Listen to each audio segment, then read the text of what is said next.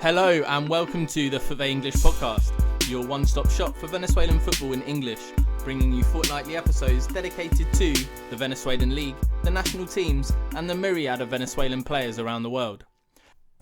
Welcome to another episode of the For English podcast. Last week, or 2 weeks rather, Dominic, myself and Kevin hosted our first live recording of the podcast on Twitter Spaces. Unfortunately, Twitter did not select our space to be recorded, so that has been lost into the ether for all of eternity. But never mind. We are here today with Chris Smith. Chris Smith is a freelance journalist based in England, but with a speciality in MLS and particularly Atlanta United, which of course, to our regulars and Venezuelan football fans around the world will be familiar with, down to MLS legend Josef Martinez and fellow Venezuelan players at the club, Ronald Hernandez and Darwin Matheus. Dominic, I know you've been excited to record this podcast for a while. So firstly, hello to you and how are you doing? I'm doing great. And yeah, I'm really looking forward to digging into this topic with Chris. And Chris, our guest for today, joining us from England. How are you today, Chris? Yeah, I'm great. Thank you. It's a pleasure to be here. I'm really looking forward to essentially sitting back and just listening to two people that know what they're talking about. I probably won't be talking much today. But to kick things off, considering where we are with the MLS season at the moment, maybe Dominic, let's start with just a summary of Atlanta United's season and let's go from there. Sure. So they did end up making the playoffs after a bit of an up and down season. I'm sure Chris can go into more detail about that. Ended up with a new manager, or a new head coach rather. Josef came back relatively strong from his injury this season, relevant to our podcast, and got 12 goals. They did get knocked out of the playoffs in the first round by NYCFC in a not so close match. I believe it was 2-0 was the final score. So, you know, I've seen, and Chris can go into this far more than me, I'm sure, but I've seen a lot of mixed reactions to this season. I've seen a lot of positives about the future of the coaching situation. I've seen quite a few people who were not, who felt perhaps that, you know, they could have gone much further than they did in the playoffs. And that perhaps there were a lot of mistakes made earlier in the season that shouldn't have happened in the first place.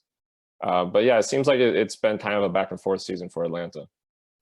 Yeah, I think I would agree. It's quite mixed. Obviously, to even make the playoffs, given the start they made under Gabriel Ainter, was, I think it was something of a miracle. He'd won 2 out of 13 games by the time he departed, and the squad seemed to be at war with each other. There's just so much bad blood around the club that it felt like a bit of an unsalvageable situation. But between Rob Valentino and Gonzalo Pineda, they seemed to really galvanize everybody and sort of get everyone singing from the same hymn sheet and really pulling in the same direction. So credit to them for getting there. It was disappointing to see how they crashed out. They really didn't turn up against NYCFC, and people can point to the challenging pitch at Yankee Stadium. You know, I think it's the most narrow pitch you're ever going to see. I don't think 7-year-olds are playing a pitch that small, let alone professionals. So, and they never cope with it. And then they just collapsed in the second half. So yeah, it was disappointing, but I think everyone's got to take a big step back and realize, you know, Josef himself has been coming off a tough injury and was never going to be the 25, 30 goal striker that, you know, we've seen from him in the past. It's going to be a process in getting him back. And Ezequiel Barco missed time because of the Olympics. You know, there was injuries, the disruption with coaching, there was CONCACAF Champions League. There's so many different factors and so many different balls in the air that to be a playoff team, and especially after the disaster that was 2020, I think all the reaction now is mixed. I think give it a month or so, and I think people look back and be quite positive about it. Just to continue on that point, you brought up, you know, of course, the really rough start to the season, the coach switch. Before Heinze was let go, there was a moment where, you know, at least this was said in reports anyways, that, you know, there were some quotes coming out from Josef, but also from other individuals around the team that were alluding to, like, this might be the end of the story for him and the team. You know, there was some interesting dark moments about mid-season. Now that obviously things have been repaired socially quite a bit around the team, and of course Josef ended up having a relatively good season considering the injury context. How do you see, what do you feel his near future is with this team in terms of, do you think that all those connections have been reforged? Do you see him continuing to more or less maintain his current role in this team? What do you think 2022 looks like for Atlanta United and Josef's relationship? I think it takes a step back to normality and what it was pre-ACL injury, personally. Let's get it straight for right off the bat. He's an absolute legend in that city already, and he it's, I know that word gets tossed around quite a lot.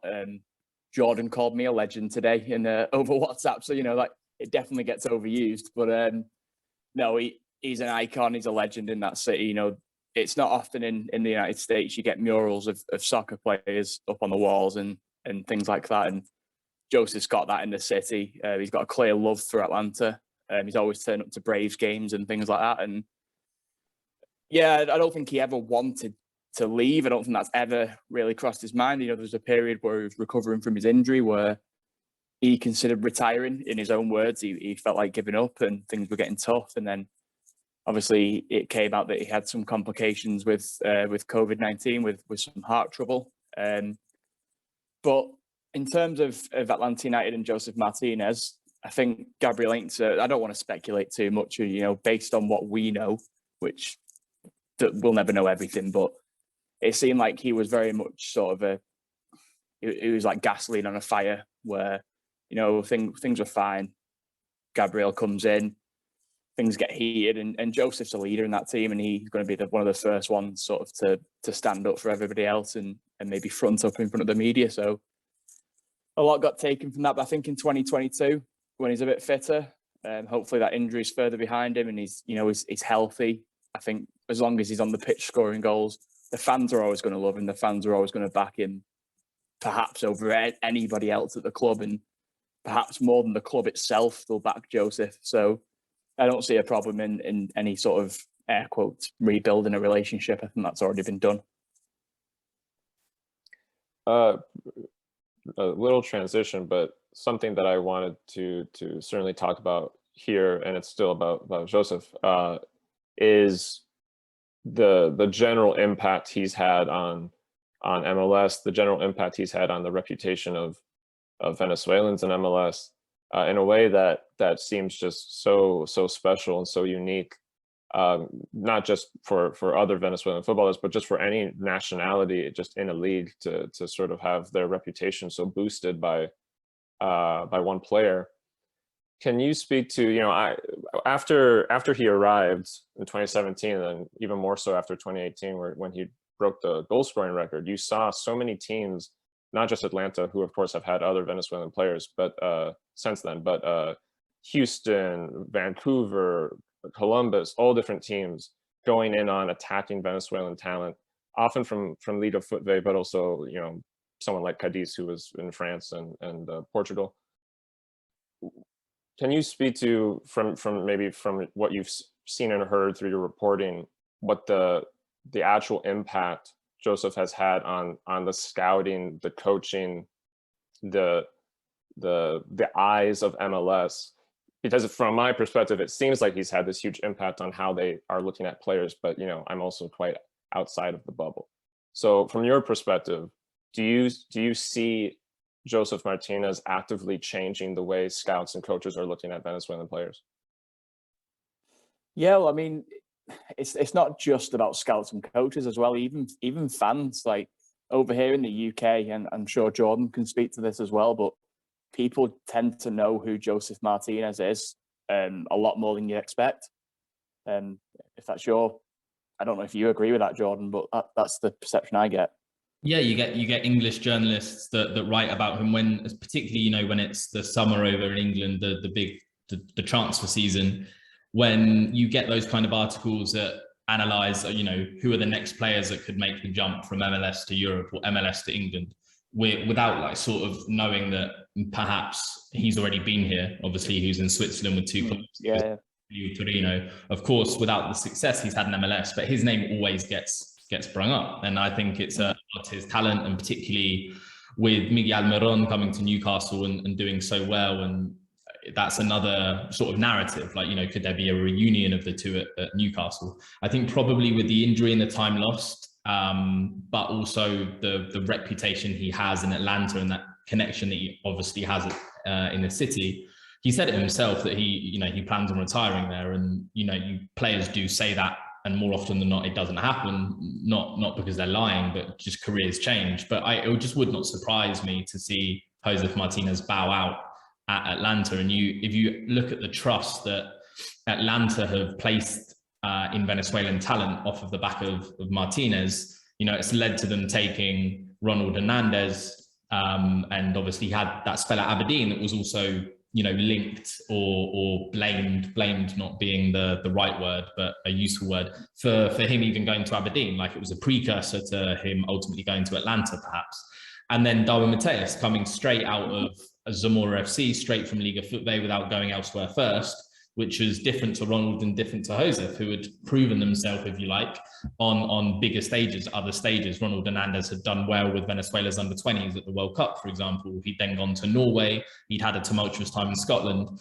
Josef Martinez had been in Switzerland. He'd been in Italy. For Darwin to go straight to an MLS club, obviously he's been playing for Atlanta United 2s this season and doing very well. For him to go straight from Liga Football to an MLS club on a multi-year deal is would that have happened without Jose? Almost certainly not. So the status of him, not just in the city and amongst fans, but obviously the belief that it's given the club and MLS in general, Venezuelan talent, has been huge. Like, if you look at the number of players that have played, Venezuelan players that have played in MLS from year one of MLS up until Josef's arrival, is the same as the amount of Venezuelans that joined MLS in the 18 months after. It was a massive touch point. Yeah. That's it, as well as the sort of reputation that he has and the sort of perception. There's as well, we all know that nowadays MLS is a big breeding ground for South Americans, and Atlanta United were a big part of that, and I'd put LAFC in there as well. But with Atlanta United, you really, when you think about it, you associate it with Argentine players. Obviously, Ezequiel Barco's there. They've had Pity Martinez, Marcelino Moreno's there now, Leandro Gonzalez Perez. I could probably talk all day about Argentines at Atlanta United, but with Josef being the most successful of them, that's a really big advert for Venezuelan football. It really shows, the talent is there. I mean, you mentioned John Cadiz before, but I mean, he scored a goal in a playoff game for Nashville the other day. There's Soteldo at Toronto, who, they had a tough season, but as the season wore on, he got better, and he's just come straight in from Brazilian football and doing well in the Libertadores. So, that again, that the pipeline is there. Josef, I don't think you can put it ultimately down to one player, but I think if you're going to pick one player out who's sort of forged that trust, then it's got to be him, because it's not just the goal scoring record that he picked up in 2018, but he had that run of consecutive games where I can't remember how many games it was and how close he got to the actual record, but it was only an injury that stopped him. And he was chasing a record set by Lionel Messi there, and even the British press were covering that quite extensively. I do remember that. So, yeah, I think, again, not to put it down to one player, but if you have to pick one, I think who else but Josef? Sure. And, I think one thing that stood out to me, maybe as part of the root of the thought behind that question, and Jordan kind of noted with the Darwin Matheus move, would that have happened without Josef's history? I think what stood out to me was, you mentioned some players, some other forwards that are doing relatively well, Soteldo and Cadiz, and not necessarily, Toronto obviously had a tough season, but overall they're doing most of the time what they're, there to do. I think what stood out to me was that before those two arrived, there were several Venezuelan forwards that arrived in MLS that tanked, that did quite poorly.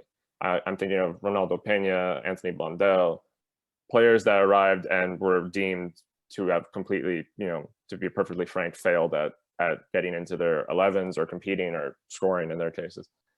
And so when you see, what stood out to me was that you would see players like that come and do poorly, but it didn't seem to deter the interest from clubs. And I think that's what really stood out in a potential impact for Josef for me is I think often people would be worried that if a player of a less known nationality in football would arrive at a country and do poorly, it would permanently taint that nationality's reputation.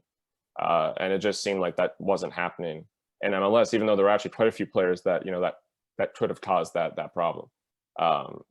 And so for me, it definitely stood out that he was sort of shining above all the rest in that sense. But maybe we should step away from Josef for a second, only because there are multiple other Venezuelans at Atlanta United that we could talk about.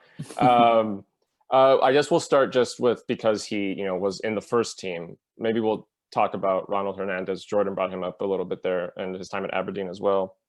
There were a lot of question marks or confusion around the last couple of years of his career, and even his move to Atlanta. But obviously he's had the season there now. He had some bursts where he was playing quite a bit, and some times where he was playing less. But what do you think the takeaways are with the season over in terms of his near future at that team? What role you think he could play in 2022? Do you see him as being someone that can become a more consistent starter for Atlanta? It's a bit tough. I mean, I've just brought up his minutes, because obviously he's been a bit part player, but he only played 636 minutes according to who scored, which obviously it's tough because Brooks Lennon, he's a really strong player. Atlanta lost Julian Gressel, and there was a big pipeline. I'm going to bring him up again, but a big pipeline to Josef was taken away there, and that partnership with Gressel's crosses, and then Josef just being Josef in the box. It was a big part of how Atlanta United played. So I think it was important that they found someone who could sort of plug and play in that position, and Brooks Lennon has got that delivery. I think where Ronald Hernandez might find his way back into the team is if Gonzalo Pineda decides to go out and out with a back four again. He's basically stuck more to a three centre-back system since he's been in, but towards the end of the season, he switched in-game to a 4-2-3-1 and a 4-3-3 with quite a lot of success. Changed a few games for him. I personally see Hernandez better in that position than Brooks Lennon, partly because of his defensive side of the game. I think it's a lot better than Brooks Lennon's. Lennon used to be a winger for a start off. That's why he plays wing back, and that's why he's so important going forward. So I think if that's a permanent switch for Pineda, then I think he could get some joy. But I think if he sticks with like a 3-4-3 or 3-4-2-1, I think he's going to struggle for consistent minutes, just because Lennon is so good going forward. And the other very exciting Venezuelan presence at Atlanta right now is Darwin Matheus, who signed with the team and played in the USL Championship this season and did quite well. Atlanta United too did not make the playoffs or anything like that, but overall he had a lot of positive statistics coming out of his season there. What do you think the pathway is for Darwin? Do you see this as a person who could be in the first team in the near future? Do you think he's probably going to be sticking around in USL for a little bit? What do you think the next year or two are looking like for him?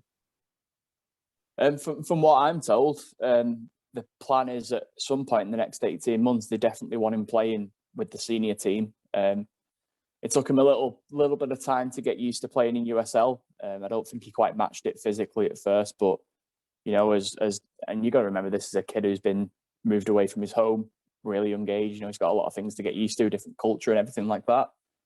But once he adjusted, he really did start producing some serious form. He scored a few goals, and he's got a couple of assists, and his highlights reel is quite impressive, to be honest. He scored some really good goals as well, really showing off his talent and his technique. So I know that he's been, prior to the playoffs starting, most of Atlanta United 2's players were sent on vacation, let go and sort of see you again next season. But Darwin was kept around to train with the first team. From what I'm told, it's basically to try and get him ready to be a part of that first team. Maybe if not straight away next season, then as it wears on, again, he can transition. And I think he's earned it. I've not watched a great deal of full Atlanta United 2 games, but I've brought up a lot of clips, and Darwin Matheus always seems to be one that sticks out and impresses.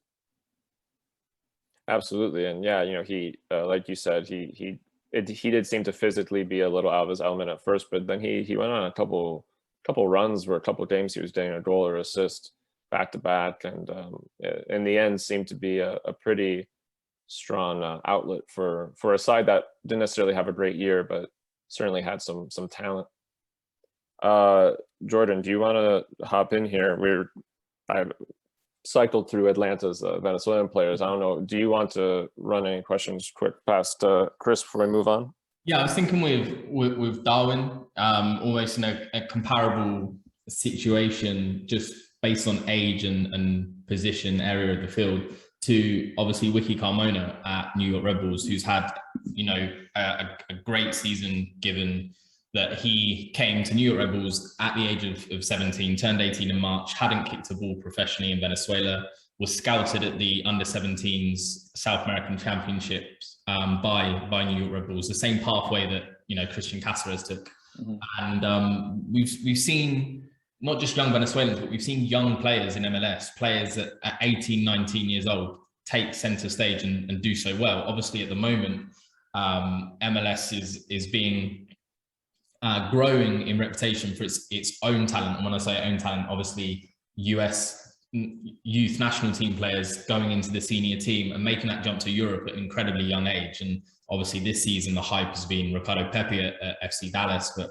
we've had Weston McKennie in previous years do really well. And we're seeing now that young Venezuelans are getting an opportunity in MLS straight off the bat, whereas say, Martinez had proved himself of caliber by being in Europe first. And I was just wondering where, what's the likelihood positionally for Darwin Matheus to have a breakthrough season next year, Chris? Like, who is he competing with for a place in the first team? And those players that he's competing with, are they players like Martinez that just simply aren't just going to get dropped? Like, what does the pathway look like for Darwin into the first team? Is it open? Is it dropped? It's going to be interesting because, first off, it depends what system they're going to play. Because if they go back to 3 centre backs, the only spots I would say that, because I don't think he's suited to playing as a wing back, and I think you'll both agree with me there. Yeah. But there's 2 spots underneath the striker there. Marcelino Moreno is going to take one of them, rightly so, because I think he was Atlanta United's best player last season. But Ezequiel Barco may be leaving because obviously he had a great second half of the season. Atlanta United have wanted to move him on for a long time. That's been the whole point of him coming there, was to come in and succeed and then leave, and it's took him a bit longer than previously hoped. Thiago Almada looks like he's going to be coming in there, so perhaps as the season wears on, Darwin Matheus could be brought in as a supplemental piece without actually hitting the salary cap too much as well, because he's not going to be on the kind of money that sort of you'd expect from an attacking player in MLS. He might be a useful piece as backup to one of those, or as a rotational piece, because we know how hectic MLS gets at the best of times, let alone when it's in a World Cup year as well. Mm-hmm. If he plays in a 4-3-3, then it's one of those wing spots. Jurgen Damm is obviously a sort of, he's the most expensive backup player in the league. He's got $1 million salary and played about 15 games last season, barely started. So, there's spots there sort of as a backup on the wing. And I think that's an area where Atlanta United have been desperately short, is they can field one of the best attacking lines in the league. And to be honest, the starting 11, when it's all clicking, is among the best in the league. But if something's not quite working on the day and you need to change things up, maybe, drop a stick of dynamite into the game to make an analogy, then they're very short on options apart from Jurgen Damm's outright pace. The only other real option that was being brought on was Jake Mulroney, who he can cross a ball quite well, seems to get into some good positions, but he lacks a lot of the quality that you can see around the league. So there are spots there. It just depends whether Gonzalo Pineda and Rob Valentino see enough in him right now to think he can mix it at that senior level. But, you know, a lot of people are going to point to his physical side and how small he is. But, I mean, the greatest player ever to play the game, who is still playing the game right now, never had physical size on his side, did he? And he never had a problem. So I think that's a bit of a trope myself. That won't hold him back. Yeah, and his quality on the ball was, you know, evident from a very young age. Like with Zamora last season in 2020, you know, he was it's probably not an exaggeration to say he was their best player. And you know, he was, you know, a year younger than he is now, kind of thing, and playing against Venezuelans as opposed to, you know, the international caliber of player that MLS have, and also, you know, the old stereotype of big bruising defenders, big athletes that MLS is packed full of, particularly in defensive positions. To keep it Venezuelan, but to move, still connected to Atlanta, but move ever so slightly away from the players and to yourself. It's of course intriguing to us to see, well, in my case, a fellow English journalist with a focus on Venezuelan football, albeit through MLS. And just wanted to talk a little bit about, you know, how that has played a role in your career, because observing on your Twitter, you know, I've followed you for a couple of years now, two really sort of big moments in, I guess, your development has been breaking the story of Darwin Matheus' signing, and similarly, a really good interview you did with Josef Martinez's youth coach from Valencia in Venezuela.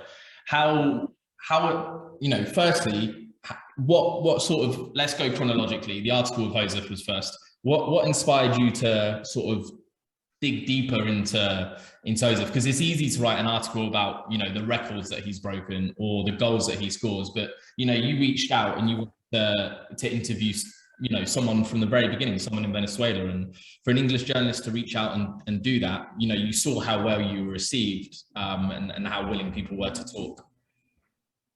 Yeah, I mean, you've just said it there. Everybody talks about Josef's records and you know, the goals he scores and the trophies that he wins, but where did this guy come from? You know, players, all the big players in Europe all have a backstory that tend to get told quite well. We all know about where Lionel Messi came from, and you know, we all, even to an extent, we all know where Weston McKennie came from, you know, through the Dallas Academy, and sort of we've seen stuff about his backstory. But Josef Martinez is this massive icon for a team that's completely changed the face of MLS.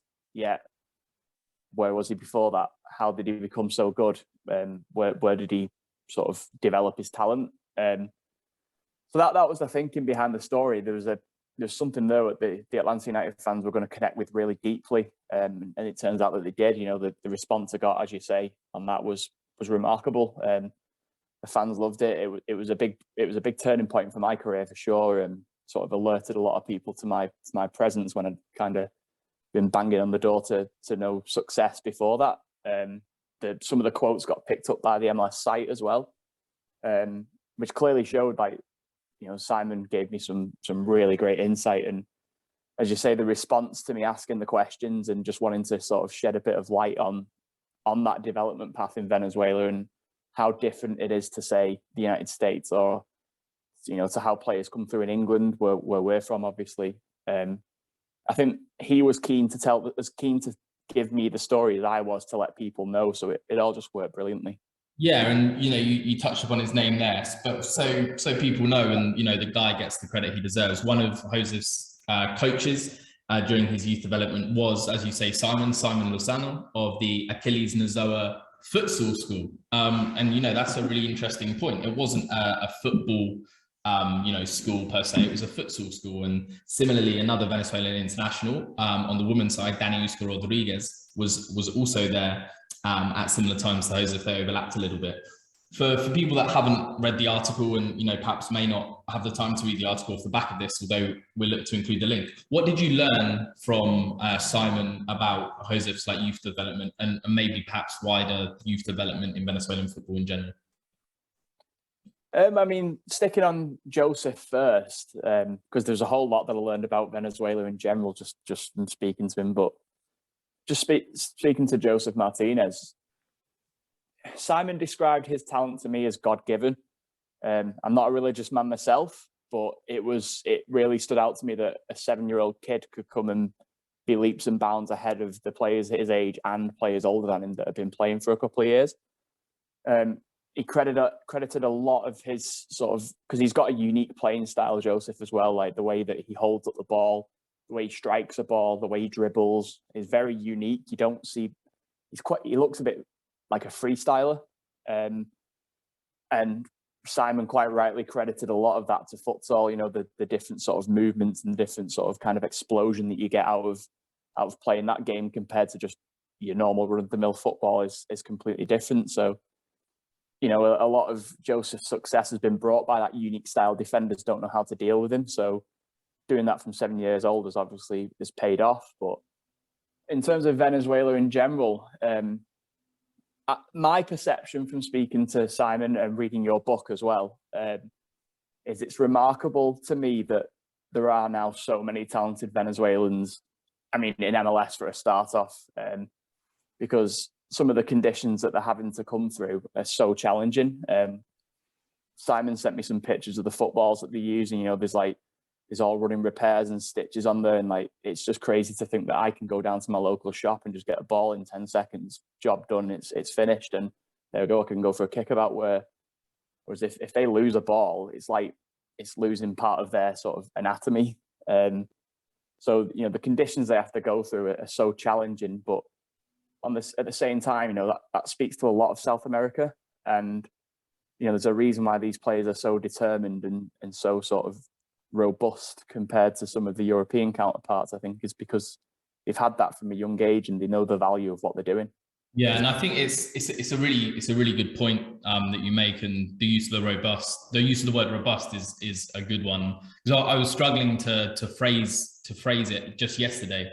I was talking to a head coach of a team in Scandinavia, and he made a really interesting observation to me that it touches upon exactly what you said, but it was interesting to hear from a head coach. And what he said is, you know, he was equally, if not more interested in you know, perhaps assessing a young Venezuelan player, talking 18, 19 years old, that's come through like a good academy and perhaps has had some involvement with the national team at youth level, over a similar age kid or a kid a couple of years older that had spent his whole youth development in a Premier League or Cat 1 academy in England. And that, you know, to hear that is phenomenal, because you think the amount of players that drop out of Premier League academies and go on to have, you know, decent careers at Championship or League One level is vast. But then on the flip side, so many never recover, tumble all the way down the football ladder and never hear from them again.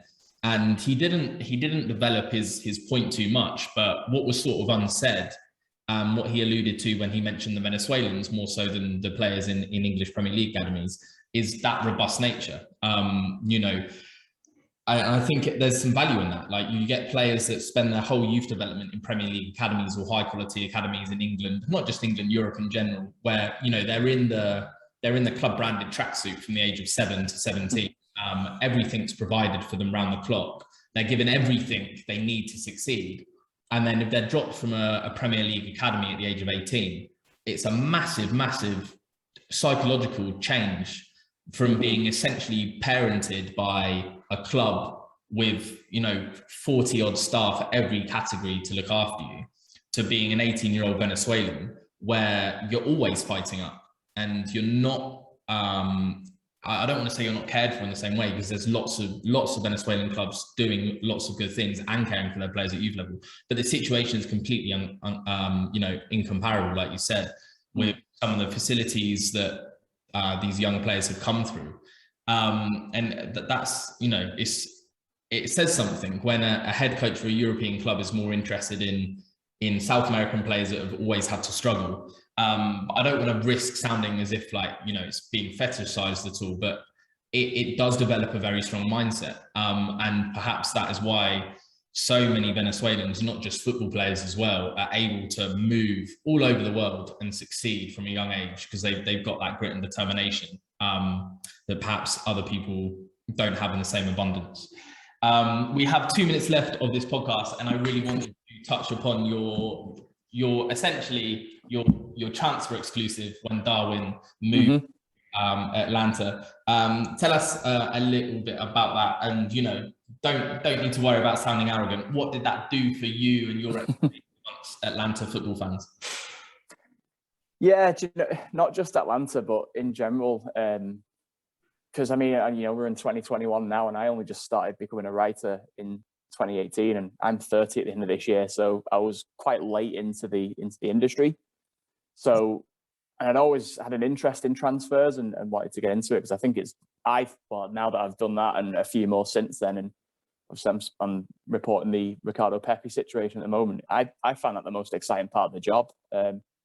Because the situation is constantly changing, and there's always new fresh updates, and you're constantly trying to chase the big stories. So that one, it was my first real transfer story, and it gave me a real insight into that world and really orientated my career more towards that. I think it did gain me a larger amount of respect in the Atlanta United community, because until then, sure, I had the interview with Simon and a couple of bits here and there, but mostly what I was doing was opinion based. And we all know, Twitter isn't the real world, but for some reason that big blue tick on Twitter and that X amount of thousands and tens of thousands or millions of followers seems to really impact on how much people respect you and respect your opinion. So it gave me something solid that, this is my news. This is what's happening. It went through to fruition just as I'd reported. So I think it was a bit of validation for me as well. And I mean, now just seeing Darwin doing well in USL, I keep a track on him. I would keep a track on him if I reported him joining a different club, because, you take an interest in these players, because I always say part of journalism when you report on transfers is you stop having to make it about yourself as well. Because ultimately your job, if you're speaking to an agent especially, they kind of put their trust in you, sort of giving the best story and sort of trying to generate the best interest. So, you are really reporting on people's careers at that point. Yeah, the Darwin Matheus transfer, as I say, it was my first transfer story that I'd ever broken and reported. And some can say it's not the biggest one in the world, but it was the biggest one to me, because it gained me so much respect and it gave me such a big interest in reporting on transfers. Mm-hmm. And I off the back of your answer, want to ask one more question, aware that the podcast is coming to an end, but when you're talking with agents, and I speak to many agents, not just as previously as journalists, but now working with players, I speak to players, agents, and representatives, and there's different names and different roles that people have in supporting players. But how do you approach your relationship with agents when it comes to, not, you spoke about them putting trust in you, but also you trusting them? Because some agents will, and I say this without judgment, because at the end of the day, football is a game on and off the pitch. But some agents will feed news stories to journalists that they trust or have a relationship with, that isn't always accurate in the sense that transfer is going to happen. It has, there's other reasons why you as a journalist or an agent as a player's representative would like a story out there about transfer news. How do you manage that? Because obviously you talked about the excitement of breaking a story being constantly evolving, but that, as a journalist, that can leave you quite vulnerable, because if you report a move that is going to happen then doesn't happen, or you report a bit of information, people on Twitter can be very short-sighted and can have very short memories, and sometimes forget that things evolve. And often right up until the last minute, there's 3 or 4 clubs that are going to sign a player, and it's not always the favorite or not always the club that's being reported on that actually pulls it off. So how do you manage that relationship with agents, and not just them trusting in you, but you trusting in them? Yeah, I mean, you very much have to take it on a case by case basis, where you get to know these people as much as you can via WhatsApp and sort of doing video calls and stuff like that. You very quickly, you do get a sense of what this person's all about, even sort of judging how their clients behave and what clients they've got, and who they're willing to deal with. So there's not a one-size-fits-all way to deal with different agents. You're always going to reach out the same way. You know, you introduce yourself, say where you're from, say what you can do for them, and then from there, it's just up to them whether they want to, you know, whether you're their guy, basically. I mean, there's a few transfers that I'm sort of trying to get to work on at the moment, and again, it's just about sort of putting your best foot forward. Like I actually rejected putting out an update on one the other day because I didn't feel that it was necessary, and I felt like the selling club would sort of put the shields up and sort of make it more difficult for the player. You know, it was very easy there for me I could have just said, yeah, go on, put it out because it's good for me. I get loads of retweets, loads of likes, loads of new followers, and happy days. But ultimately, that wouldn't have been the best move for the player because it would have created a circus that didn't need to be there when the player should be focusing on his own development. So I think that spoke. Yeah, that's another good point, and perhaps even leads to another question. But like, you know, you as a journalist, anytime you tweet an update or you tweet a bit of transfer gossip, I know that when I've like broken things with Dominic on the English, like I'm thinking, how will the player feel about this? How will the buying club feel about this? And how will the selling club feel about this? Because sometimes you've got information that maybe one of those three parties don't want you to publish. And obviously I'm never going to publish something for the sake of publishing it. That's pointless and not the kind of journalism I'm interested in. But it is, you know, it's an interesting question. How do you judge that balance? How do you judge the relationship that you may have with the player, or even, you know, how is someone going to respond to me breaking this bit of news? Yeah, I mean, again, it's not a one-size-fits-all sort of thing. It's case by case. But one thing you do tend to get a feel of is the more you communicate with the agents and the people associated with the player and the people associated with the clubs, you very quickly get an idea of more of the selling club, where their mind's at, and, you know, what kind of deal they want and whether they want to sell at all and things like that. You learn these things very quickly, and it does become, it's hard to explain to, you know, to somebody outside of the sort of the bubble or the industry, but the more you speak to these people, the more it becomes apparent in the way they speak to you.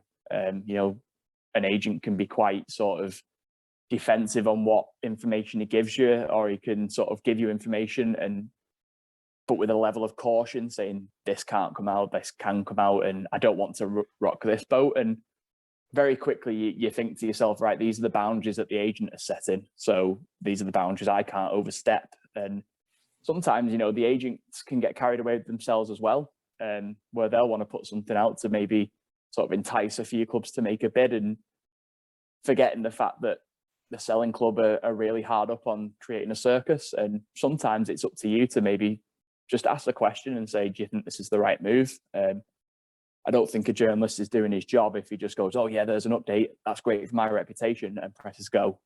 Because ultimately it won't be great it wouldn't be great for my reputation in the long run if I put a absolute piece of insert swear word here story out just because some guy wanted to add another $10 million onto a transfer. It's going to hurt me in the long run. So yeah, I think everyone very quickly comes to some kind of unspoken mutual understanding. You get a feel the more you speak to these people where their mind's at. So you just got to do it case by case.